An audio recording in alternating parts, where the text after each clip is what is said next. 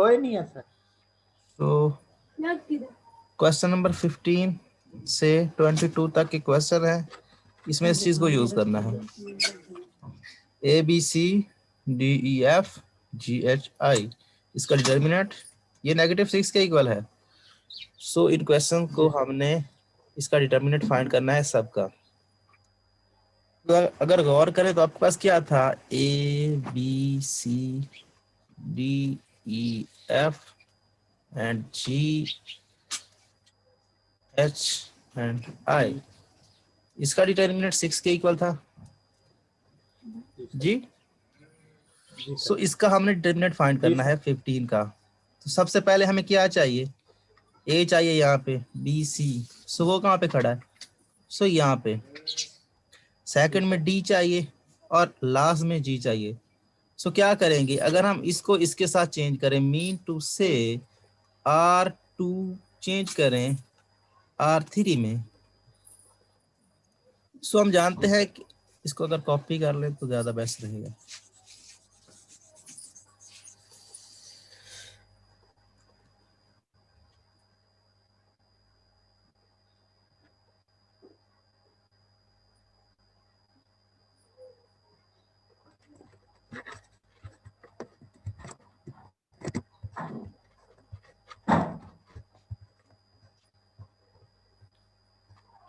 अब देखें जरा, ये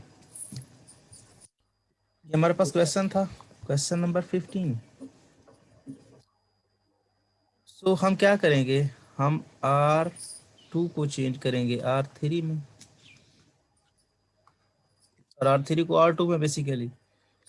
सो हम जानते हैं कि जब भी हम रोज को चेंज करते हैं तो डिटर्मिनेंट में माइनस का साइन आता है, माइनस का। सो ये आपके पास क्या है,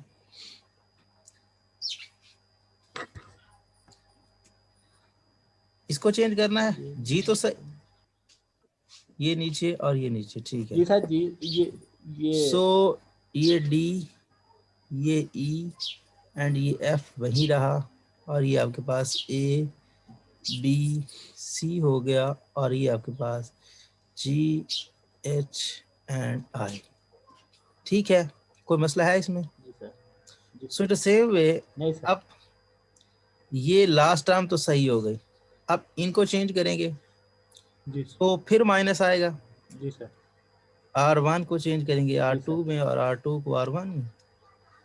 सो A B C D E F G H I, इसका डिटर्मिनेंट। सो इसका डिटर्मिनेंट हमें गिवन है, कितना है, ये -1 और नेगेटिव दूसरा, दो नेगेटिव आएंगे ना, नेगेटिव नेगेटिव पॉजिटिव, एक नेगेटिव पहले से था और यहाँ पर फिर से हमने रो चेंज की तो नेगेटिव वो आया। सो बेसिकली ओरिजिनल आ गया -6, इसका आंसर हमें -6 गिवन है जी। क्वेश्चन के स्टार्ट में हमें कहा गया था कि इसका डिटर्मिनेंट -6 के इक्वल है, सो ये हो गया सॉल्व। उसके बाद इसको सॉल्व करते हैं जी सर। इसमें क्या चेंजिंग है, डी ई एफ तो सेंटर में ही है, डी ई एफ तो सेंटर वाली ही है। सो फर्स्ट और थर्ड को चेंज कर देंगे, सो क्या आएगा, हमें आंसर मिल जाएगा, मीन टू से ये हो जाए negative, sorry A B C, और ये डी वाली सेम, और ये जी एच आई। सो इसका डिटर्मिनेंट आपके पास -6 है, और रोज को चेंज कर रहे से नेगेटिव एक बाहर से आया है, so into -6 which is equal to +6। समझ इस बात को? सो उसके बाद क्वेश्चन नंबर 20 ये कितना है, 17 है। सो सबसे पहले क्या है, आपको वे चाहिए। सो अगर गौर करें तो 3 सबसे मल्टीप्लाई हो रहा है, तो बेसिकली हम कॉमन ले सकते हैं, हम जानते हैं। सो अगर आप 3 को यहाँ से कॉमन लें, नेगेटिव को यहाँ से कॉमन लें, तो क्या होगा, so -3 A B C D E F, और यहाँ से अगर आपको 4 को कॉमन ले लेते हैं, एक स्टेप में कर सकते हैं आप, जी सर। पहले इसमें से कॉमन ले लें, फिर इसमें से कॉमन ले लें और फिर इसमें से जी कॉमन ले लें। सर। सो बेसिकली आएगा यहाँ से 3 कॉमन, यहाँ से -1 और यहाँ से 4, सो बेसिकली -12। समझ इस बात जी को। सर। और ये आपके पास जी सर GHI और इसका डिटर्मिनेंट आपको -6 दिया है, ये -6 और ये -12। सो नेगेटिव नेगेटिव पॉजिटिव, और इसका मल्टीपल कितना होता है? नेगेटिव सर जी इसका 72। 72 इसका आंसर आ जाएगा। जी sir. So in the same way question number 18। So ये तो सेम है, इसमें तो कोई चेंज करने की जरूरत नहीं है, ठीक है। यहाँ पे क्या है, माइनस सर। बाहर ले लेंगे तो ये आ जाएगा जी। सो इसका मतलब क्या जी है, सर। नेगेटिव जस्ट नेगेटिव, और ये आपके पास A + D और B + E और यहाँ पर C + F और ये आपके पास D E F और ये G H I, राइट। यहाँ तक कोई मसला है? जस्ट माइनस को कॉमन लिया है। सो अगर हम गौर करें तो यहाँ पर D एक्स्ट्रा है, यहाँ पर E एक्स्ट्रा है और यहाँ पर F एक्स्ट्रा है जी। समझ इस बात को। सर जी और इसको इस तरह नहीं कर सकते R1 - R1 - R2। आप जानते हो कि R1 - R2 करने से डिटर्मिनेंट पे कोई फर्क नहीं पड़ता जी। जी सर। सो जी सर। बेसिकली नेगेटिव और ये आपके पास A B C D E F G H I ये आ जाएगा जी। सिंपल है, DD से कैंसिल होगा। सर जी अगर इसको पहले जी सर वो था कि समझ, लेकिन अगर हम इसको R1 + R2 कर देते, अगर माइनस नाम कॉमन लेते फर्स्ट स्टेप में और बाद में फिर बात माइनस एक कॉमन ही ले है, लेते सेकंड रो पे। बात एक ही है, वो आप जैसे कर लें, इससे भी कर सकते हैं। आप इन सबको ऐड करते हैं, पहले इनको ऐड करने से क्या हो जाएगा, ये 0 हो जाएगा। आप ऐसे करते हैं R1 + R2। सो ये ABC और ये माइनस कॉमन ले लेना। अभी माइनस किया है, पहले प्लस कर देना, स्टेप वही दोनों करने हैं। ये चेंज करके कर सकते हैं, ये आपकी मर्जी है। so, उसके बाद क्वेश्चन नंबर 19, इसमें क्या है, A + C B + H and C + I। ये सेम है, ये भी सेम है, इनमें ये भी ठीक है। सो क्या करना है, जस्ट आप R1 - R3 कर दें। सो ये G से कैंसिल, H से कैंसिल और I कैंसिल, बाकी आपके पास सेम। सो क्वेश्चन नंबर 20 ये भी आप ऐसे ही कर लेना, कोई मुश्किल नहीं है। अब देखिए जरा क्वेश्चन नंबर 22 तक। अब वो कह रहा है कि यूज रो रिडक्शन, और रो रिडक्शन यूज करें और इसका डैट ये चीज साबित करें। सो कॉपी करते हैं।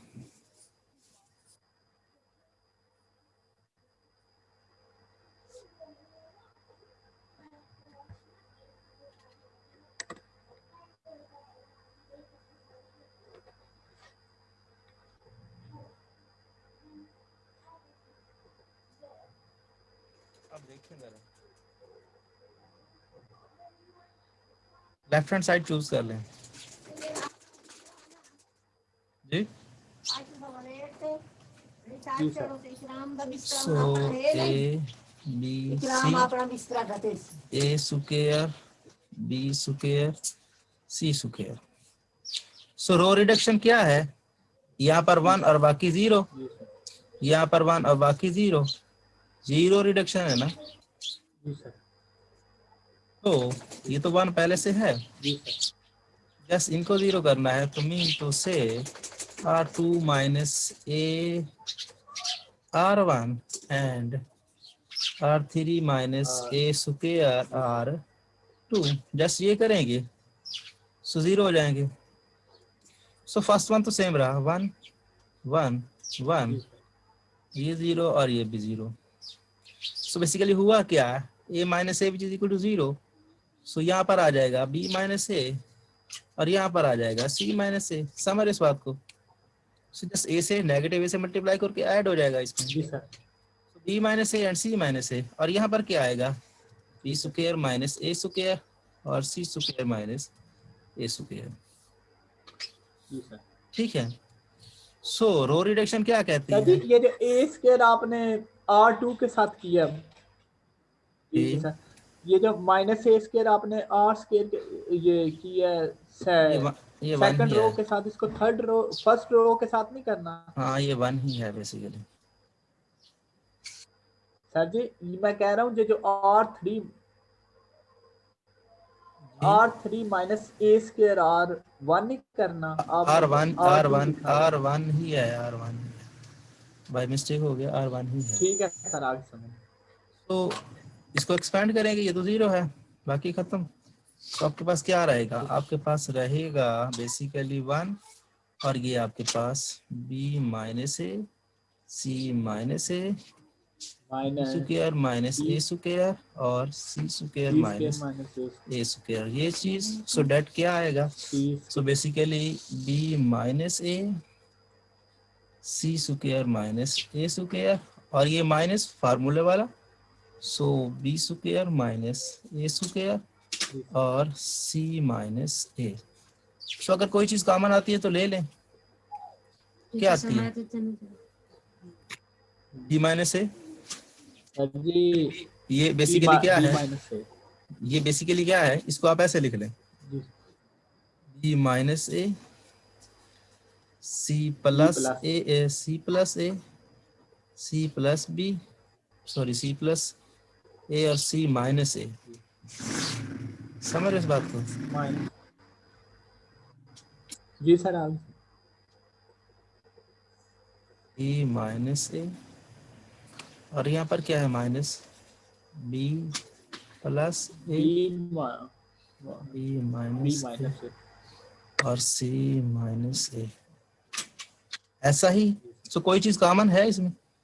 b minus A, b minus A और क्या है? c minus A C minus A. So mean to say b minus A into c minus A, बाकी क्या रह गया? बाकी c प्लस ए और यहाँ पर क्या रह गया? यहाँ b plus A mean to say minus b minus A, minus multiply हुआ जस्ट।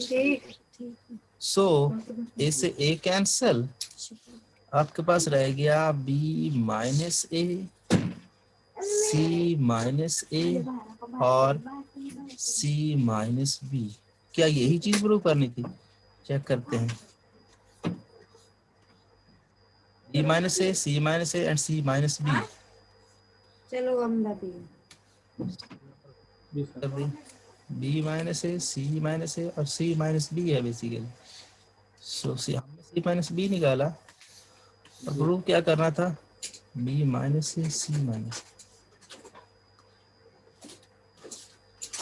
सर ये थोड़ी मिस्टेक हुई होगी, ठीक है, इसी तरह करना। ये चीज b minus A C minus A और c माइनस बी, ये चीज नहीं प्रूव करनी थी और यही हमने की है बेसिकली।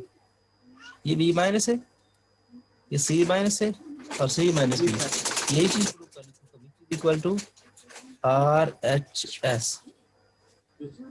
ठीक है। सो ये क्वेश्चन सॉल्व हो गया। अब नेक्स्ट देखें, वो ये कह रहे हैं कि फार्मूला को वेरीफाई करें, part A and part B, then make कंजेक्टर।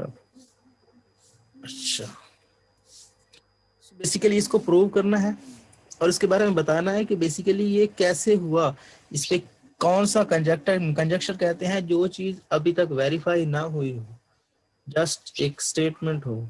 समझ इस बात को? जैसे थ्योरम होता है, थ्योरम तो प्रूव होता है ना। जी सर। तो थ्योरम से हटके थ्योरम तो प्रूव हो चुका होता है, लेकिन ये चीज जो है प्रूव नहीं हुई अभी तक, उसको कंजक्टर बोलते हैं, ये लफ्ज। जी सर। जानते हो? सो ये चीज सिंपल सी है। क्या करोगे? चेंज करते हैं जस्ट। अगर आप R1 को चेंज करोगे R3 से, क्या होगा? ये इधर जाएगा और ये इधर आ जाएगा। सो बेसिकली A31 A32 और A33 और ये नीचे आ जाएगा। सो यहाँ पर 0, यहाँ पर 0, यहाँ पर 0 और यहाँ पर A3। सो बेसिकली ये क्या बनेगा? जरा गौर करो तो क्या बनेगी सर जी, ये अपर ट्राइंगुलर बनेगी ना। सो आप जानते हो कि अपर ट्राइंगुलर उसका डेट क्या होता है, उसका डेट होता है ये चीज, उसका डायगोनल्स का मल्टीपल। सो डायगोनल्स क्या है बेसिकली, सो डायगोनल्स आपके पास A13, ये जो नीचे आएगा तो 13, A22 एंड A जो है ये कितना था 31। सो एक तो हमने चेंज की, जो हमने चेंज की यहाँ से रोज को चेंज किया तो एक साइन वहां से नेगेटिव का आया जो चेंज की। सो चेंज करने से एक साइन आया और यहाँ पर गया और डायगोनल्स बन गया। सो डायगोनल का मल्टीपल मीन टू से A13 ये ऊपर जाएगा तो फर्स्ट वन ये हो जाएगा डायगोनल। सो उसके बाद second one A22 and A3 sorry A13 31 sir ये 31 हो जाएगा ना सर लास्ट पे। हाँ लास्ट पे कैसे, हाँ ठीक है देखिए ना यहाँ पे नहीं सर जी, ये 33 नहीं होगा फिर। देखिए हम फिर से कर लेते हैं ना, ये देखिए ये ऊपर जाएगा तो फर्स्ट डायगोनल ये बनेगा। जी सर। सो मीन टू से नेगेटिव A31 दूसरा A22 और लास्ट पे ये नीचे आएगा तो ये लास्ट टर्म लास्ट डायगोनल ये बनेगा। सो A13। सो इसको अरेंज करेंगे तो क्या आएगा A13 A22 A31 जो कि उन्होंने लिखा हुआ है। जी sir.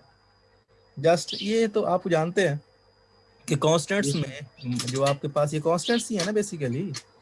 Ji sir. Constant A B which is equal to B A hold करती है, इंटीजर्स में रियल नंबर में ये प्रॉपर्टी होल्ड करती है कांस्टेंट्स में। सो ये चीज हमने जस्ट चेंज की है, तो इससे कोई फर्क नहीं पड़ता। सो ये चीज और ये भी ऐसे ही है, इसको इधर लेके जाओ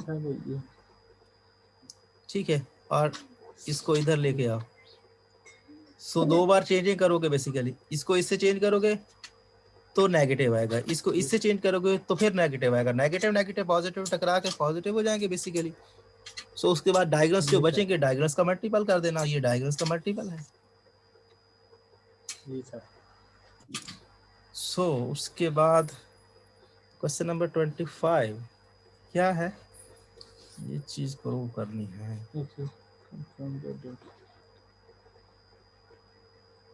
आपको कह रहे हैं कि इनको प्रूव करो और प्रूव भी ऐसे करो कि इनको आप इनका डिटर्मिनेंट आप फाइंड ना करो विदाउट एवेल्यूटिंग डिटर्मिनेंट्स। इस बात को समझते हो कि इसका आप डिटर्मिनेंट फाइंड नहीं करोगे, वैसे ही इसको प्रूव करना है। तो देखिए जरा पहले वाला क्वेश्चन आपके पास ये है, इसको ये प्रूव करवाना है। तो लेफ्ट हैंड साइड यूज कर लेते हैं ये वाली। तो यहाँ पर A1 से तो A1 है, B1 से B1 है, हमें इससे कोई तकलीफ नहीं है, हम इनको सेम एज सेम रहने देंगे। यहाँ पर हमें मसला है इतनी बड़ी स्टेटमेंट है और यहाँ पर सिर्फ और सिर्फ क्या है C1 ठीक है। C1 सो इसका मतलब A1 और B1 कैंसिल करने हैं, जस्ट यही बात है ना, इसमें C1 है और इसमें A1 plus B1 plus C1 है। सो अगर हम ऐसा करें कि इन दोनों को कैंसिल करें तो ये हमारे पास C1 सिर्फ और सिर्फ C1 रह जाएगा जी। जी सर समझ पा रहे इस बात को मैं क्या कहना चाह रहा हूँ। अगर हम A1 और B1 को कैंसिल कर दें तो हमारे पास बाकी C1 ही रहेगा ना। सो ऐसा हम क्या करेंगे कि ये कैंसिल हो जाए। जी सर बताएं हम ऐसा क्या करें कि हमारे पास ये रह जाए बाकी सिर्फ C1। काम कर रहा है, इसमें प्लस A1 B1 कर दें माइनस A1। सो प्लस करने से तो ऐड हो जाएंगे, सब्ट्रैक्ट करने से ये कैंसिल होंगे ना भाई, प्लस करने से तो ये ऐड हो जाएंगे बेसिकली। सो अगर हम C1 बेसिकली ये कॉलम की बात कर रहे हैं। सर जी अगर A1 जी सर इसको अगर अगर हम C3 minus into C1 plus C2 कर देंगे, मीन टू से इन दोनों को ऐड करके इसमें सब्ट्रैक्ट कर देंगे तो क्या होगा, ये कैंसिल हो जाएंगे। समझ रहे इस बात को? यहाँ पर हमें A को भी कैंसिल करना है, B को भी कैंसिल करना है। सो A को कैंसिल करेंगे, अगर इसमें से A निकालेंगे तो A कैंसिल हो जाएगा, और B को भी कैंसिल करना है तो B भी निकालेंगे तब कैंसिल हो जाएगा। जी सर। सो या फिर आप ऐसे कह लें कि C3 minus C1 minus C2, इसको भी निकालना है और इसको भी निकालना है तो कॉमन लेंगे तो सिंपल सी बात है C3 minus C1 plus C2 आ जाएगा। समझ रहे इस बात को? सो अगर हम ऐसा करेंगे तो क्या होगा, ये इसमें चेंज हो जाएगा। सो ये ऑपरेशन करने के बाद हमें क्या मिलेगा, A1 B1 C1 A2 B2 C2 A3 B3 C3 which is equal to RHS। जी ये क्वेश्चन तो थोड़ा सिंपल था। अब देखिए अब इसका 26 में क्या है। सबसे पहले A1 प्लस B1 T है। सो हमें क्या चाहिए, हमें सिर्फ और सिर्फ A1 चाहिए। समझ रहे इस बात को? सो इसका मतलब ये चीज तो हमें हटानी है। समझ रहे इस बात को?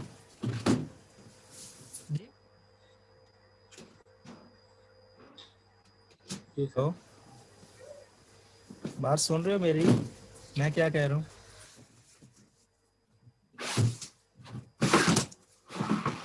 हेलो, आवाज आ रही है क्या?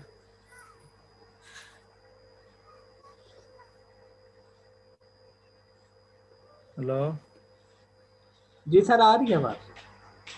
जी सर तो आप बताएं कि इसको हम कैंसिल कैसे करेंगे। आ रही है बात सर जी। क्या कुछ ऐसा करें कि ये कैंसिल हो जी जाए। सर आ रही। हेलो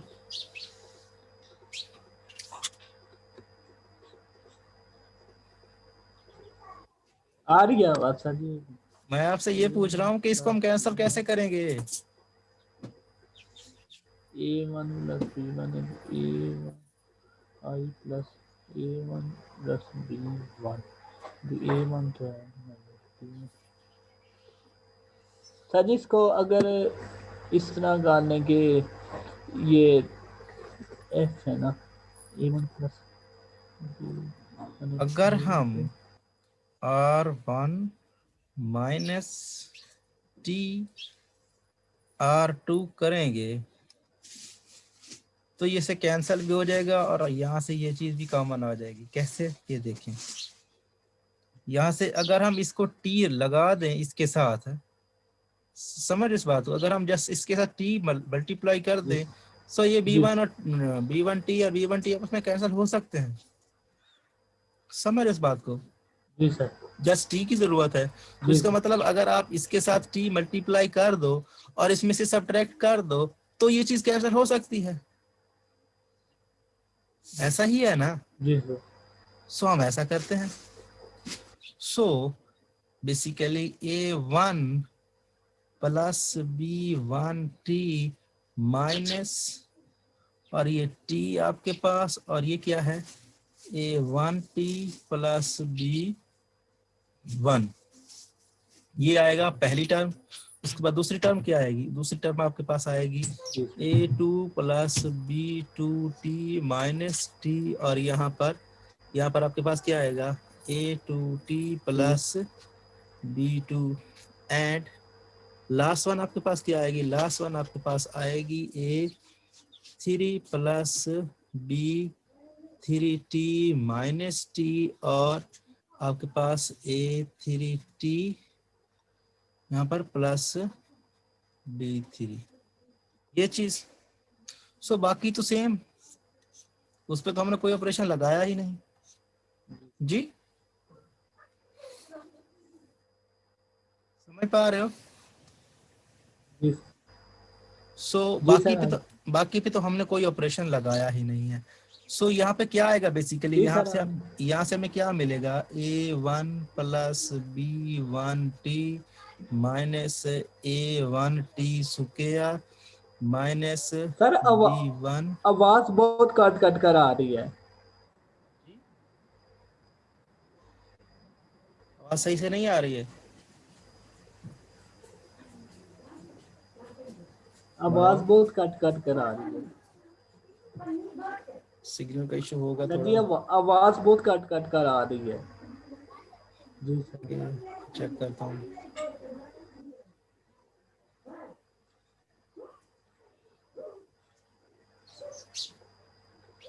अभी सही है? जी सर, अभी ठीक। सो देखें जरा, ये आपस से कैंसिल हो जाएंगे। जी sir. In the same way यहाँ पर भी ऐसे होगा, a2 plus b2 minus a2t square और माइनस b2t, और लास्ट पे भी ऐसे ही होगा, a3 प्लस b, यहाँ पर t होना था, और यहाँ b3t माइनस a3t स्क्वायर और माइनस bt। ठीक है, और ये आपके पास सेम आ गए जो नीचे वाले थे। ठीक है, और ये आपके पास डिटर्मिनेंट। जी सर। सो अगर गौर करें तो ये कैंसल जी।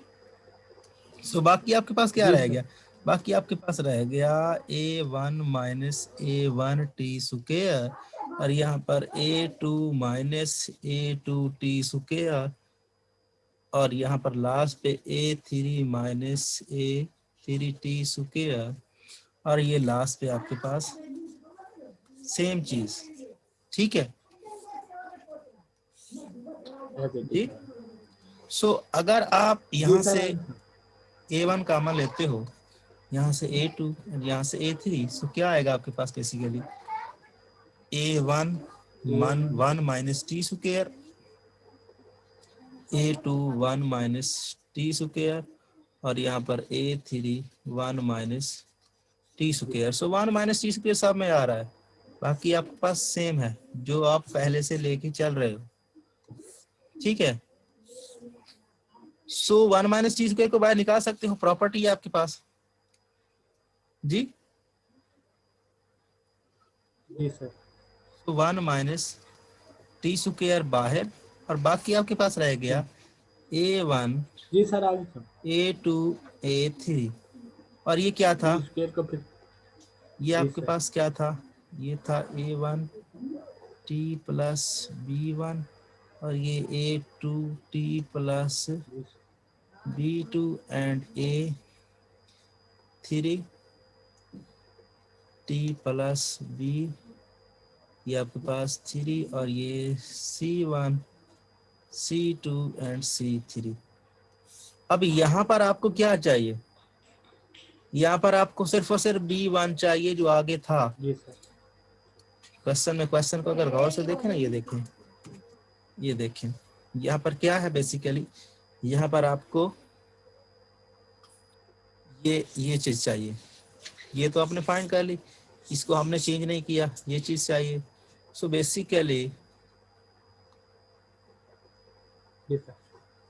बेसिकली आप क्या चाह रहे हो, यहाँ पर इसको हटाना चाह रहे हो जी। सो कैसे करोगे, अगर आप R2 माइनस A1 करोगे, कैसे हटाएंगे इसको, हाँ सॉरी TR1 करोगे, ये देखें अगर आप इसको T से मल्टीप्लाई करके इसमें से हटा देंगे, सब्ट्रैक्ट कर देंगे तो ये कैंसिल हो जाएगा, समझ रहे आप। और यहाँ पर भी T से मल्टीप्लाई करेंगे तो ये हट जाएगा, यहाँ से भी T से मल्टीप्लाई करके सब्ट्रैक्ट करेंगे तो ये हट जाएगा। सो बेसिकली आपको क्या मिलेगा, यहाँ पर आपको मिलेगा 1 माइनस टी स्क्वायर, और बाकी क्या रहेगा, यहाँ पर रहेगा a1 a2 a3, और ये हट जाएंगे तो b1 b2 B3 and C1 C2 C3। सो ये चीज तो प्रूव करनी थी बेसिकली, राइट हैंड साइड। ये देखें, यही चीज आपको प्रूव करनी थी। ये देखें, यही चीज आपको प्रूव करनी थी। माइनस टी स्क्वायर और ये आपके पास A1 A2 A3 और ये चीज हमने किया क्या, जस्ट हमने इसको हटाया। इसको कैसे हटाया, इसको ऐसे हटाया, इसके साथ हमने टी को मल्टीप्लाई किया, सिंपल। सो टी मल्टीप्लाई किया तो ये B1 टी हो गया। सो माइनस किया तो ये हट गया और ये आपके पास रह गया। सो उसके बाद आपने A1 कॉमन लिया, यहाँ से A2 कॉमन लिया, यहाँ से A3 कॉमन लिया और 1 माइनस टी रहा तो उसको बाहर निकाल दिया। उसको बाहर निकालने के बाद आपने क्या किया, जब बाहर आपने निकाल दिया तो आपके पास ये चीज रह गई और उसके बाद आपके पास था कि इसको आप हटा दो। सो इसको आपको हटाने के लिए टी से मल्टीप्लाई करके सब्ट्रैक्ट करना पड़ा। सो टी से मल्टीप्लाई करके सब्ट्रैक्ट किया, सो आपके पास ये चीज आ गई जो आप फाइंड करना चाह रहे थे। सो इन द सेम वे यहाँ पर क्वेश्चन नंबर 27 है, उसमें आपको क्या करना है, देखें जरा। यहाँ एक्स्ट्रा ये चीज है, ये एक्स्ट्रा है, ये एक्स्ट्रा है, ये एक्स्ट्रा है, ये एक्स्ट्रा है, ऐसा ही ये चीज एक्स्ट्रा है ना, जो एक्स्ट्रा है उसको कैंसिल करेंगे कैसे। अगर आप इन दोनों को ऐड करते हो तो बी तो कैंसिल हो जाएगा। जी सर, हो जाएगा ना। सो कर देते हैं, मीन टू से C1 प्लस C2 सिंपल। सो क्या हुआ, A1 A2 एंड A3 और ये आपके पास A1 minus B1 A2 minus B2 A3 minus B3 और ये आपके पास C1 C2 एंड C3 जी। सो अब क्या है, यहाँ पर आपको B1 चाहिए, B2 चाहिए, B3 चाहिए, मीन टू से ये वाली टर्म्स चाहिए और ये आपके काम की नहीं है। सो कैसे हटाओगे, तो इसको कैसे हटाओगे, जस्ट C2 माइनस C1 करोगे तो ये हट जाएंगे। इसमें से निकालेंगे तो ये हट नहीं जाएंगे।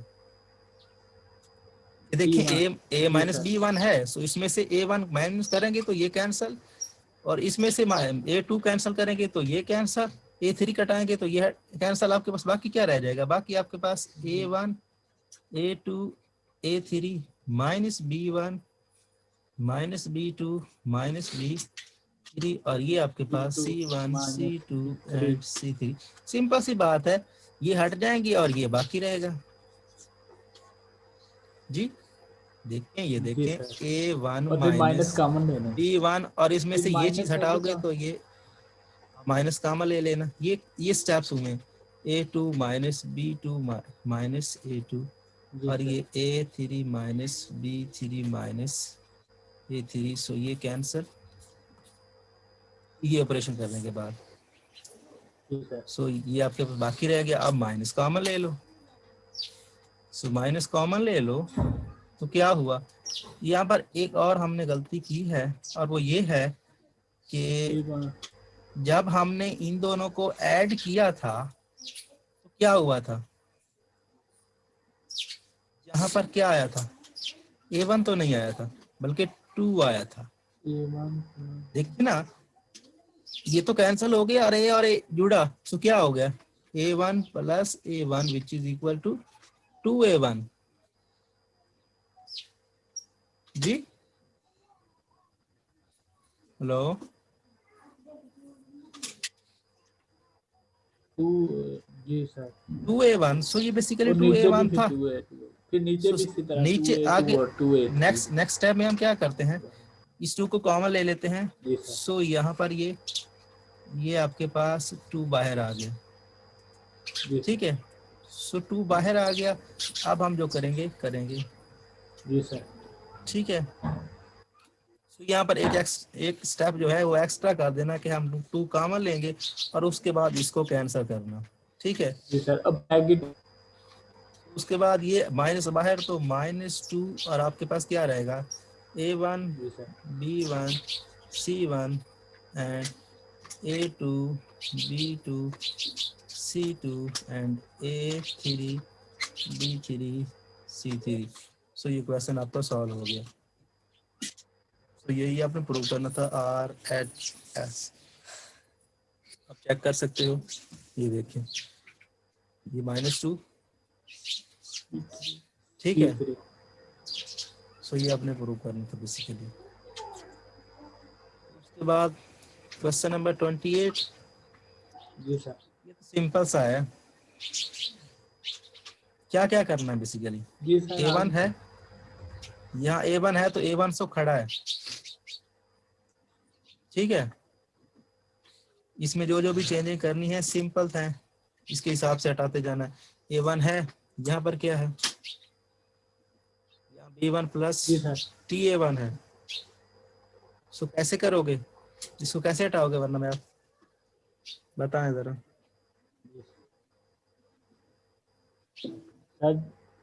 A1 into A इसको मैं से T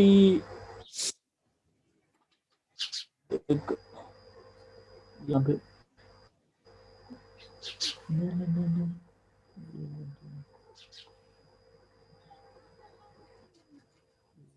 कैसे हटाएंगे?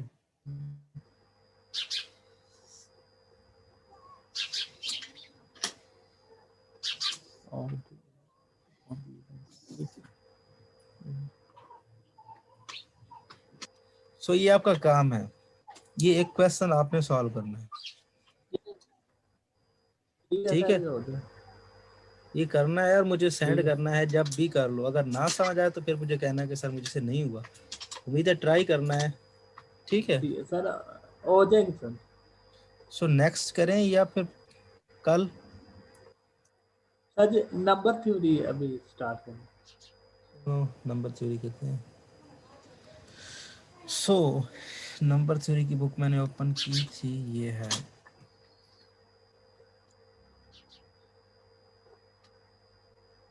कहाँ तक पढ़ा था?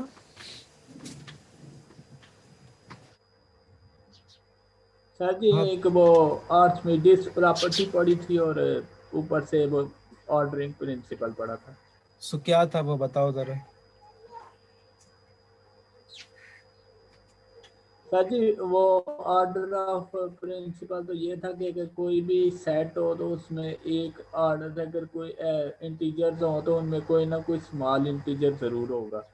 तो जो दूसरा हमने आर्किमिडीज प्रॉपर्टी पढ़ी थी उसमें फिर हमने जो है ना कंट्राडिक्शन, वो था कि कंट्राडिक्शन लगा के मतलब प्रूव किया था। मतलब अगर less than equal to B था तो हमने कहा था कि greater than equal to B था, हमने लेस देन करके और फिर इसको प्रूव किया था, सेट बनाया था। और एम जो है ना कोई भी हमने मखसूस इंटीजर लिया था, जब माइनस किया था तो वो फिर उससे भी छोटा आ गया था जो हमने सपोज किया था, तो हमारी फिर कंट्राडिक्शन फॉल्स हो गई। अच्छा, ये एक मेथड है, ये बहुत ही इंपॉर्टेंट मेथड है और अक्सर क्वेश्चन इसी से प्रूव किए जाते हैं, इंडक्शन मेथड। इसमें आपको क्या करना होता है, सबसे पहले आपको 1 प्रूव करना होता है। उसके बाद ये चीज आप लोगे, पहले n which is equal to 1 लेके उसको प्रूव किया कि कहा ये है। उसके बाद n which is equal to k लेके उसको प्रूव किया और फिर लास्ट पे n k प्लस 1 ये चीज प्रूव करनी। तो ये 3 स्टेप्स होते हैं इंडक्शन मेथड के, ये वाले, first one, second one, third one. अगर ये प्रूव हो गए तो उसका मतलब वो स्टेटमेंट ट्रू है, वरना नहीं है। सो फॉल्स है। सो ये दूसरा मेथड है। जैसे जिस तरह से हमने पढ़ा था ना कि वो जो अब कंट्राडिक्शन मेथड है कि हम फर्ज करते हैं कि ये चीज ऐसे है और बाद में वो ऐसे नहीं रहती। सो यहाँ पर ये मेथड हमें कहता है कि अगर आप ये 3 स्टेप्स करते हो और ये तीनों सेटिस्फाई करते हैं, सो बेसिकली ये स्टेप्स तो 3 नहीं बल्कि 2 हैं।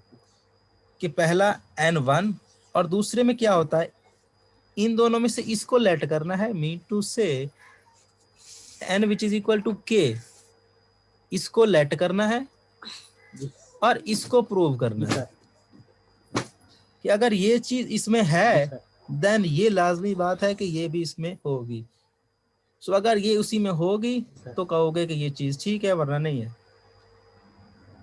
सो आपके पास ये थ्योरम है, क्या कहता है, रीड करें जरा। Let S be a set of positive integers with the properties 1 belong to S, and where the integer k is in S, then the next integer k plus 1 must also be in set S.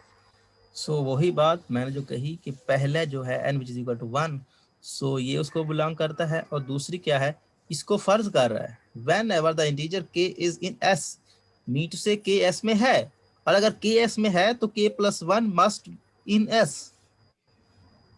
जी sir. So पहला क्या है कि n which is equal to 1, और दूसरा क्या है, दूसरा ये है कि अगर k उस सेट में है देन ये मस्ट होगा कि k plus 1 also in set S.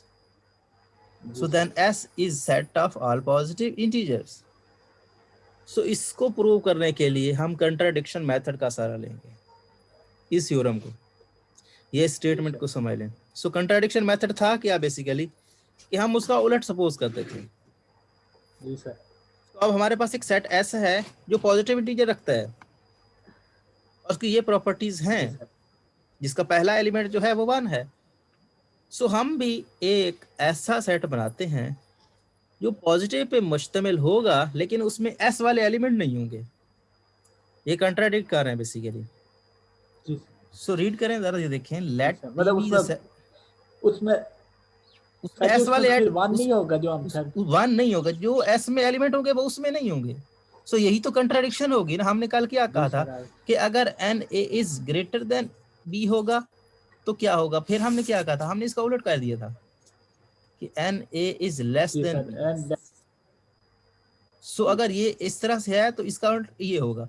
सो ऐसे एलिमेंट्स जो S में हैं वो T में नहीं होंगे, हम ये सपोज कर रहे हैं। So let T be the set of all positive integers not in S, कि हम भी पॉजिटिव इंटीजर ले रहे हैं, एक अलग सेट ले रहे हैं, लेकिन उसमें S वाले एलिमेंट नहीं है। और अगर, और दूसरी बात वो ये है कि S जो है वो नॉन एम्प्टी है। नॉन एम्प्टी का क्या मतलब है? जी सर, उसमें कुछ एलिमेंट्स हैं, वो खाली नहीं है। सो वेल ऑर्डरिंग प्रॉपर्टी हमने पढ़ी थी कि टी में जब वेल ऑर्डरिंग प्रॉपर्टी होती है उसमें छोटा सा छोटा एक एलिमेंट होता है कि नहीं होता? वेल ऑर्डरिंग प्रॉपर्टी में एक एलिमेंट सबसे छोटा होता है। सो वो कह रहे हैं कि वेल ऑर्डरिंग प्रॉपर्टी के हिसाब से टी में कोई ऐसा एलिमेंट होगा जो सबसे छोटा होगा। सिंपल सी बात है। सो अगर छोटा होगा तो लेट करते हैं कि वो ए है। जी सर। तो अगर वो ए है और जो एस में सबसे छोटा है वो तो 1 है, वो हमने ऊपर पढ़ा ना, एस में सबसे छोटा एलिमेंट 1 है और टी में एलिमेंट जो सबसे छोटा है वो ए है। तो आप जानते हो कि पॉजिटिव इंटीजर में सबसे छोटा एलिमेंट कौन सा होता है? 1 होता है। तो इसका मतलब ये हुआ कि टी में जो ए है वो 1 से तो बड़ा होगा, क्योंकि ए भी इंटीजर है और ए इंटीजर है और जो है 1 के इक्वल भी नहीं है। तो 1 के इक्वल नहीं है तो 1 से तो बड़ा होगा। ये सिंपल बात है, इसको जरा समझे कि पॉजिटिव इंटीजर में सबसे छोटा 1 होता है और ए भी एक इंटीजर है और इक्वल भी नहीं है ए के, तो इसका मतलब ए से तो 1 से तो बड़ा होगा। जी सर। आगे तो उसने ये कहा कि ये से बड़ा है। तो सिंपल बात है ना कि अगर ए इंटीजर है तो उससे बड़ा होगा, 1 के इक्वल नहीं है तो उससे बड़ा तो है ना। सो अगर इससे बड़ा है तो इसको आप लिख सकते हो a minus 1 is greater than 0। जी सर। सिंपल सी बात है, इसको इधर लेके चले जाओ, इसको इधर लेके चले जाओ तो a minus 1 is greater than 0। जी sir. So basically a minus 1 is greater than 0, इस बात की समझ आ गई? ये तो जस्ट इधर गया, मूव किया तो उसने क्या हुआ, a minus 1 हो गया। जी सर। सो a जी ये लेस देन कैसे हुआ है? 0 लेस देन a minus 1 वो चेंज हुआ इस वजह से? हाँ वो इसलिए। एक मिनट मुझे चार्जर लगाने दें। ठीक है।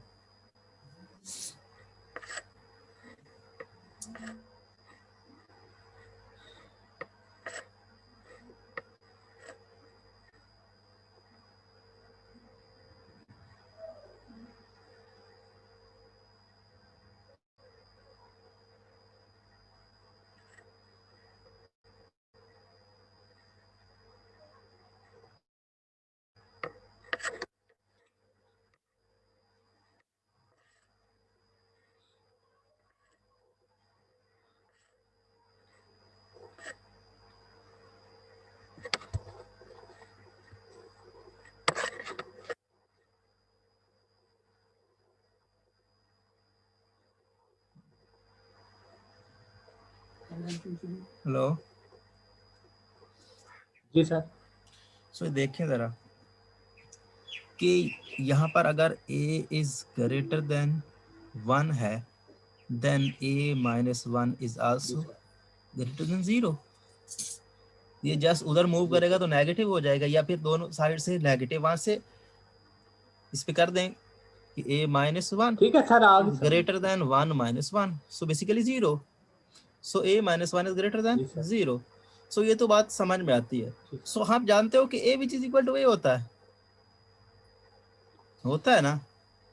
सो अगर इस a which is equal to a, so a में से कोई चीज कम करोगे सो ये लेस देन a हो जाएगी ना। जी सर। a में से कुछ भी, a में से 1 निकालेंगे तो ये एक में इक्वल तो नहीं रहेगा, a से छोटा हो जाएगा। सो ये दूसरी साइड उसने ये लिखी है, पहली उसने ये लिखी और दूसरी कॉमन सेंस है। ये चीज उसने यूज की है कि रिफ्लेक्सिव प्रॉपर्टी से ये इसके इक्वल होता है तो a minus 1 less than a।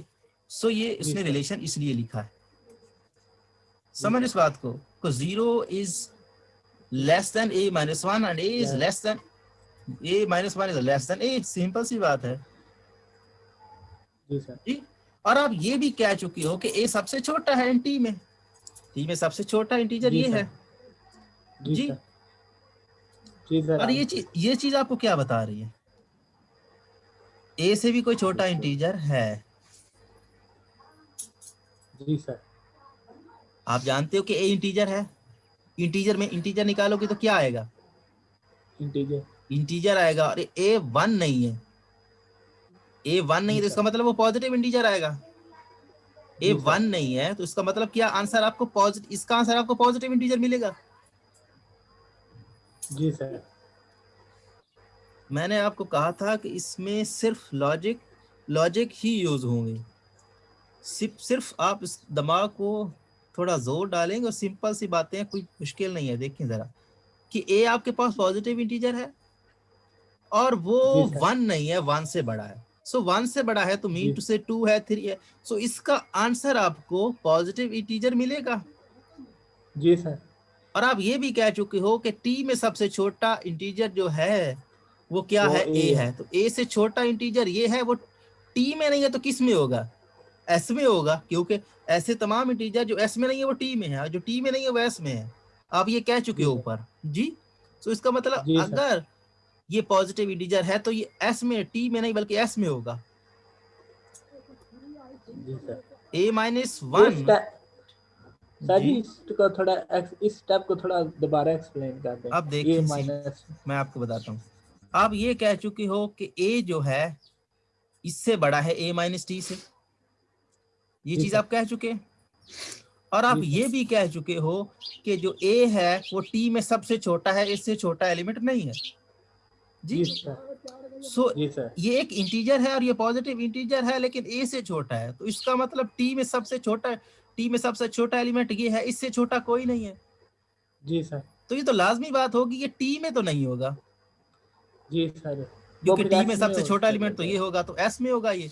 वो यही बात कहेगा कि आपके पास चॉइस जो आपकी थी इसमें ये a माइनस टी जो है s t में नहीं है, बेसिकली s में है, t में नहीं है बल्कि s में है। सो अगर s में है तो आपने जो हाइपोथेसिस लिया है वो क्या होगा, इसमें ये क्या है इंटीजर। सो नहीं देखिए अभी फाल्स नहीं हुआ है, अभी फाल्स नहीं हुआ है। सो a माइनस 1 किसका मेंबर है, s का मेंबर है।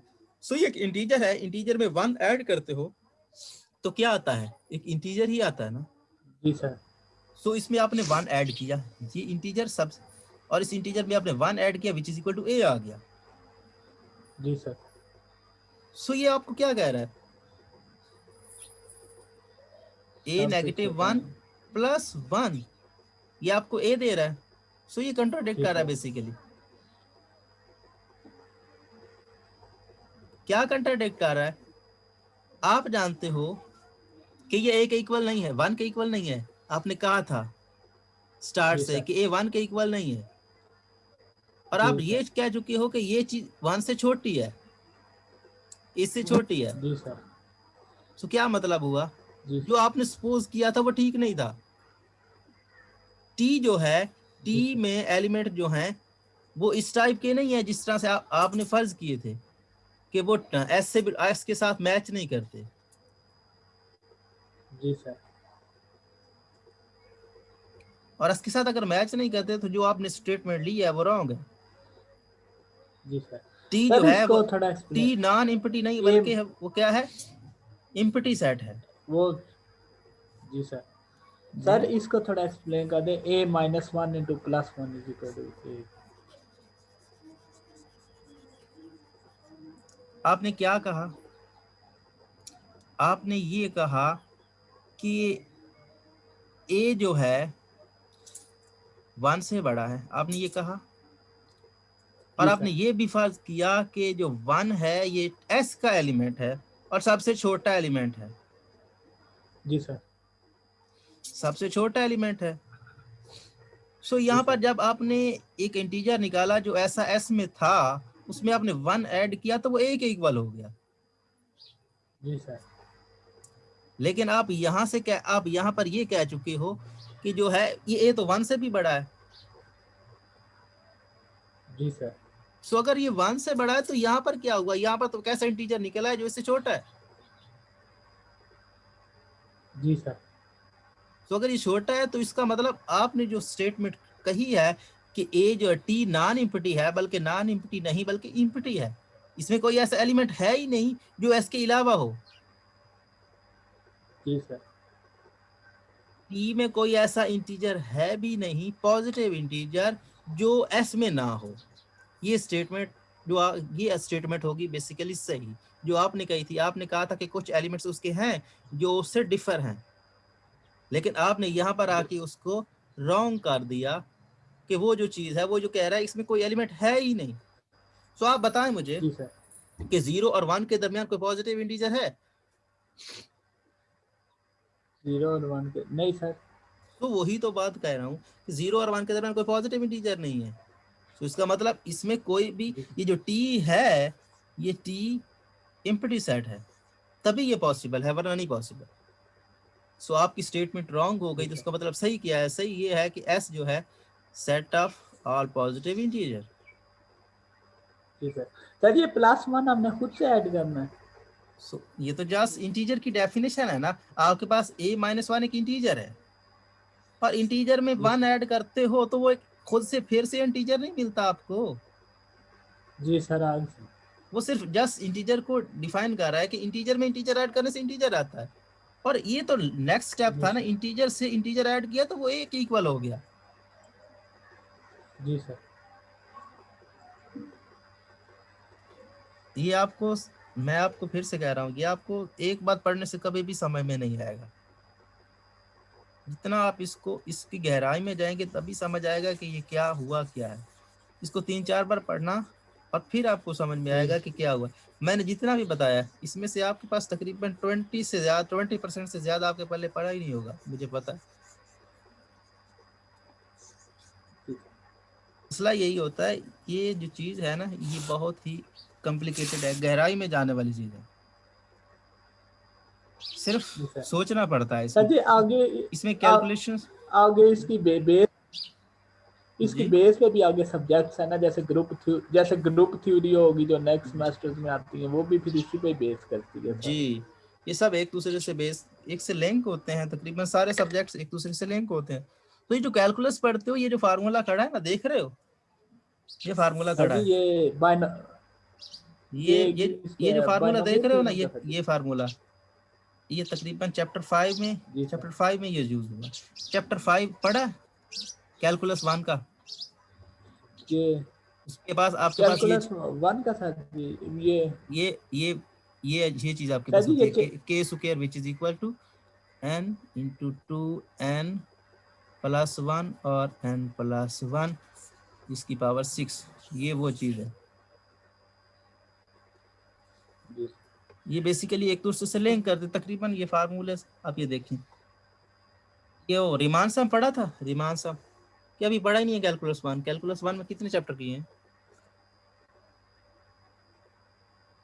सर जी उसमें हमने फर्स्ट किया था, 13 एडिशन का, सेकंड किया, थर्ड किया और फोर्थ किया, फिफ्थ की सर 5.2 तक की है वो 5.3 5.4 में है शायद, 5.3 या 5.4 में रिमांसम। सो ये वो चीज है बेसिकली। सर जी इस फार्म जी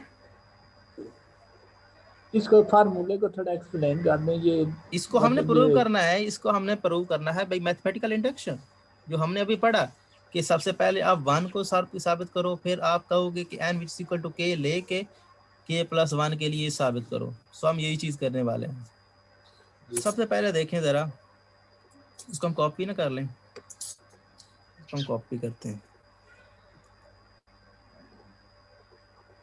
तो फिर यही सॉल्व हुआ है।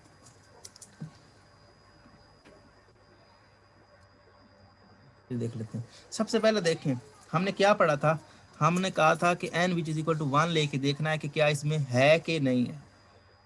जी सर। सो यहाँ पर n which is equal to 1 put करते हैं।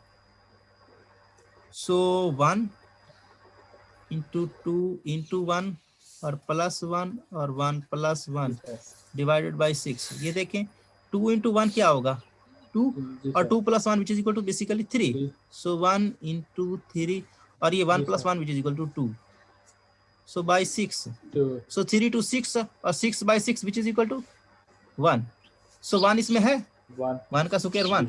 सो 1 इसमें है। सो पहली चीज साबित हो गई। So n which is equal to 1 लेके हमने कहा, जब हमने इसको सॉल्व किया तो इसका आंसर 1 आया, जो कि यहाँ पे खड़ा है। सो इसका मतलब ये सही है। पहली कंडीशन सेटिस्फाई। और दूसरी कंडीशन क्या थी? दूसरी कंडीशन ये थी कि n which is equal to k आप लो और साबित करो कि ये चीज है k+1। तो इसको बेस्ट ये है कि इसको हम कॉपी ही कर लें।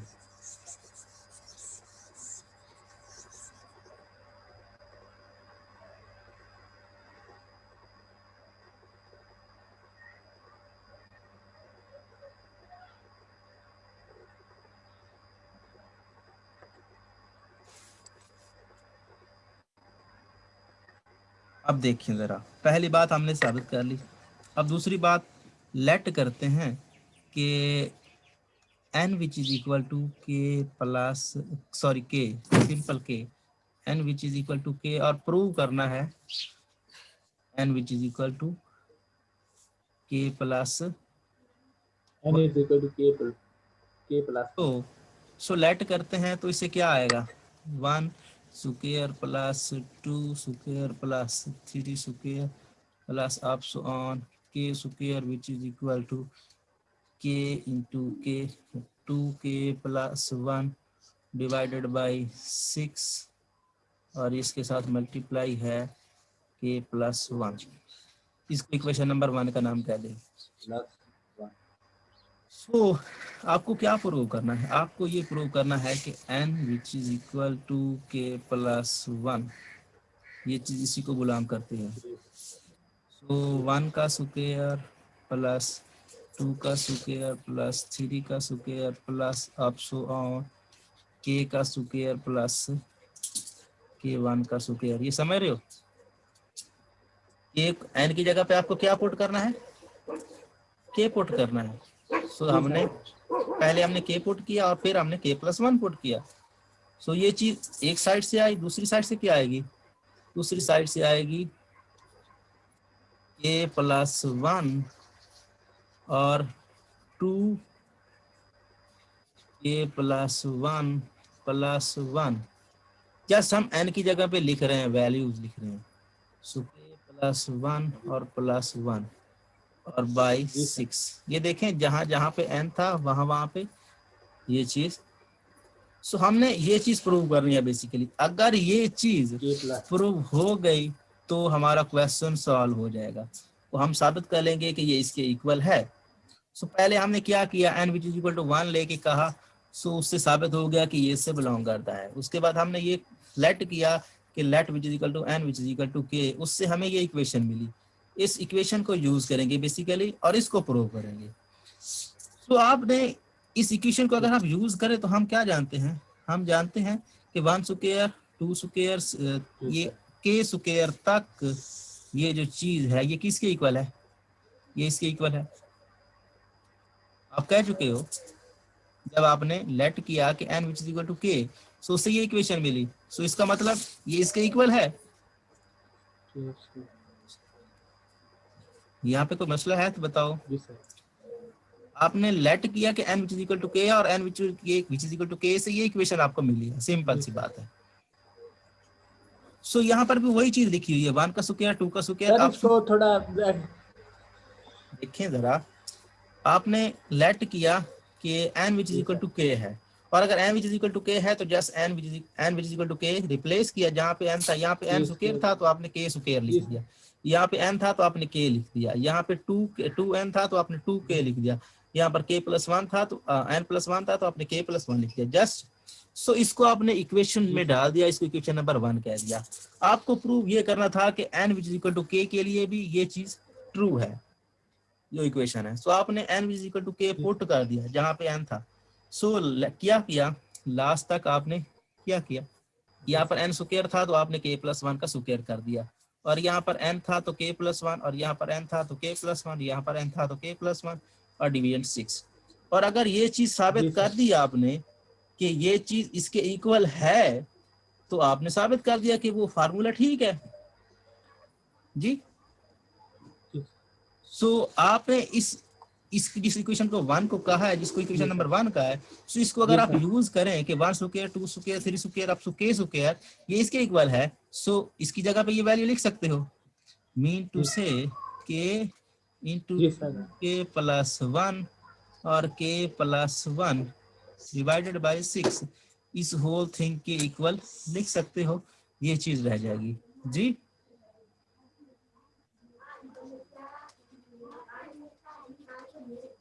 आप लेफ्ट हैंड साइड चूज कर रहे हो जी सर, इसकी लेफ्ट हैंड साइड चूज कर रही हो और इसको राइट हैंड साइड से इक्वल प्रूव करने की कोशिश कर रहे हो। अगर प्रूव होगा तो ठीक है। सो देखें जरा, अब क्या कर सकते हो, यहाँ पर k प्लस 1 है, यहाँ पर k प्लस 1 है, कॉमन ले सकते हो, ले सकते हो ना। बाकी क्या रह गया, जी सर, k इंटू जी sir, k plus 1 divided by 6 और यहाँ पर प्लस k प्लस 1, ये चीज रह गई 2k प्लस 1, यही रह गया ना बाकी। सो अब क्या कर सकते हो, अब इसका एलसीएम ले लो, सो k प्लस 1 और इसका एलसीएम 6 आएगा। सो बेसिकली ये क्या बनेगा, ये आपके पास जी sir 2k square plus k हो जाएगा, एलसीएम ले लिया, और 6 ये आपके पास बेसिकली 6k प्लस 6 आ जाएगा। इसमें कोई मसला है, जस्ट एलसीएम ले लिया और 6 के साथ मल्टीप्लाई हो गया, सो ये इसको हमने मल्टीप्लाई कर दिया इसके साथ और फिर इसके साथ, ठीक है जी सर। सो आप जानते हो कि ये किसके इक्वल हो जाएगा, k प्लस 1 और यहाँ पर 6, तो देखें, और ये आपके पास क्या है 2k स्क्वायर और ये आपके पास 7k और ये आपके पास 6। तो फैक्टर बनाने आते हैं, कुछ भी नहीं, फैक्टर बनाएंगे तो क्या आएगा 6 और 2 12, सो बेसिकली 12x स्क्वायर जी। जी सर। सो 12x स्क्वायर के फैक्टर हम कैसे बनाएंगे, जी सर।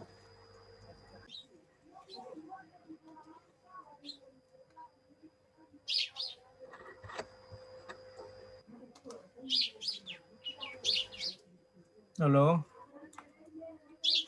जी सर आ गया जी। तो देखें जरा, इसके फैक्टर क्या बनेंगे, k प्लस 1 तो बाहर का बाहर ही रहा, इसके फैक्टर बनेंगे 2x स्क्वायर प्लस 3x में 3k और प्लस k 4k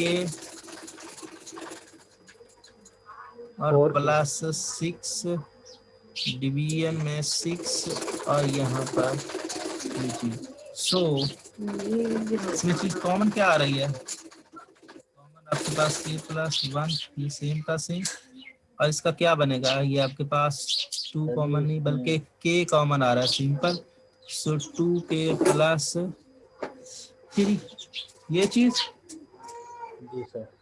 और यहाँ से आपको क्या कॉमन मिल रहा है 2, सो के प्लस 3, के प्लस 3 और डिवीजन में 6।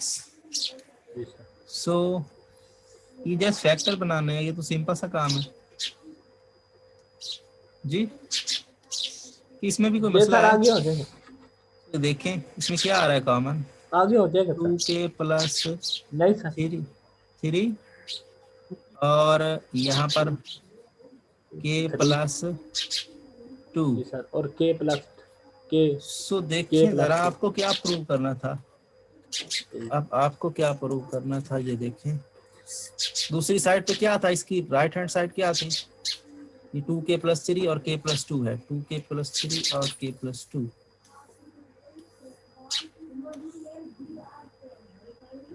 इसको सॉल्व करते हैं, ये k प्लस 1 है, ये हो जाएगा 2k प्लस 2 प्लस 1 और ये आपके पास k plus 2 divided by 6। So k plus 1 और ये 2k प्लस 3 और ये k प्लस 2 डिवाइडेड बाई 6 और यही चीज हमने उस साइड पे दूसरी साइड से लेफ्ट हैंड साइड से बनाई और ये राइट हैंड साइड से भी वही चीज है जी। जी so which is equal to right hand side. So ये चीज हमने प्रूव कर ली। लेट हमने किया कि n which is equal to k है और उस इक्वेशन को यूज करके हमने ये साबित कर लिया कि n which is equal to k plus 1 के लिए भी ये चीज होल्ड करती है। इसका मतलब फार्मूला सही था जो हमें गिवन था। यहाँ पर भी ऐसे ही कुछ सॉल्व हुआ होगा। अब देखिए जरा for n which is equal to 1, सबसे पहले 1 n which is equal to 1 put किया तो ये देखिए 1 आ गया।